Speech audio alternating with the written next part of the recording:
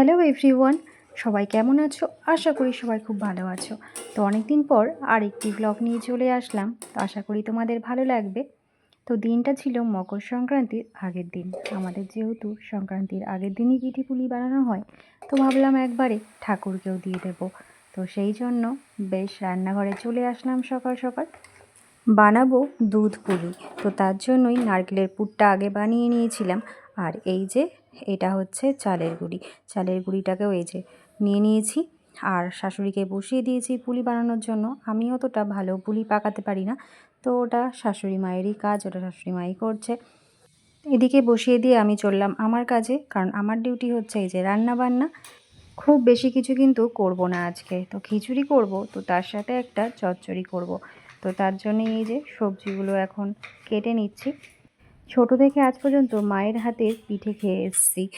তো এই first time আমি খুব সুন্দর পিঠে বানিয়েছিলাম, কারণ বিয়ের পরে আমি শ্বশুরবাড়িতে এসেই প্রথম সরা পিঠে করা শুরু করেছি নিজের হাতে। তো প্রত্যেকবার সেরকম একটা ভালো হয় না, কিন্তু এবারটা বেশ ভালোই হয়েছে। তো তোমাদেরকে সেটা দেখাবো। খুব একটা ভিডিও করতে পারিনি, তবুও তোমাদেরকে কিছুটা দেখাবো।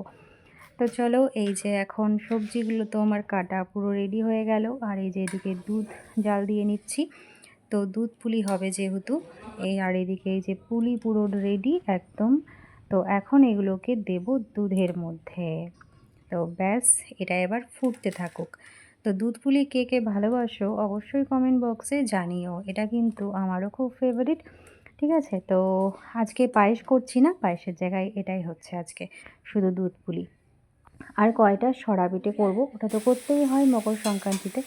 তো এই যে এদিকে চচ্চড়ি বসিয়ে দিয়েছি, ওদিকে খিচুড়ি হচ্ছে। তো রান্নাবান্না করতে খুব একটা বেশি টাইম লাগলো না, কারণ খুব বেশি তো কিছু করছি না।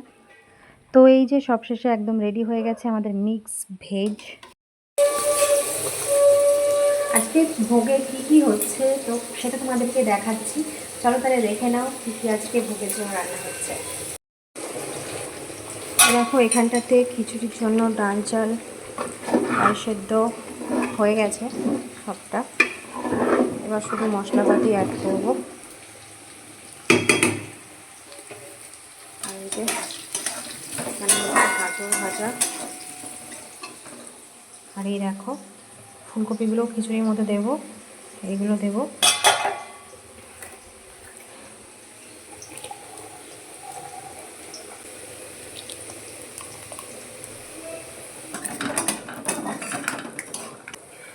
তো এই সব ইনগ্রিডিয়েন্টগুলো কিন্তু খিচুড়িতে না গেলে খিচুড়ি একদম অপরিপূর্ণ। ঠিক আছে, তো এইগুলো দিলে কিন্তু খিচুড়ি সেই স্বাদের হয়।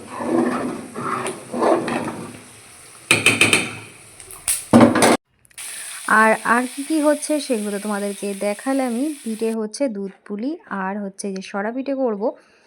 আর সাথে কিন্তু এই সরা পিঠে আমি বসিয়েও দিয়েছি।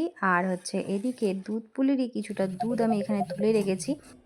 তো এই যে সরা পিঠেগুলো করবো, এর থেকেই কিছুটা আমি দুধের মধ্যে ভেজাবো। সেটা কিন্তু খেতে খুবই ভালো লাগে, আমার তো খুবই ভালো লাগে। যদিও বা পিঠে আমি খুব বেশি একটা খেতে পারি না। তো কে কে ভালোবাসো এরকম সরা পিঠে আর দুধে ভেজানো পিঠে, তো অবশ্যই কমেন্ট বক্সে জানিও। তো এই ফার্স্ট টাইম কিন্তু আমি সব থেকে ভালো পিঠে করেছি এইবার। তো এর আগের বছরও পিঠে কিন্তু খুব একটা ভালো হয়নি, তো এবার বেশ ভালোই হয়েছে। এই যে এখন ঠাকুরকে ভোগ দেওয়া হয়ে গেছে। তো দেখতেই পাচ্ছ এখানে সব কিছু এখন রেডি করে দিয়ে দিয়েছি ঠাকুরের সামনে। রান্নার প্রতি এমন একটা ভালোবাসা আছে যে যে কোনো একটা জিনিস যদি একবার না হয় তো সেটাকে বারবার করতে ইচ্ছা করে যতক্ষণ না হবে। তো তোমরাও হাল ছেড়ো না, ধৈর্য রাখো।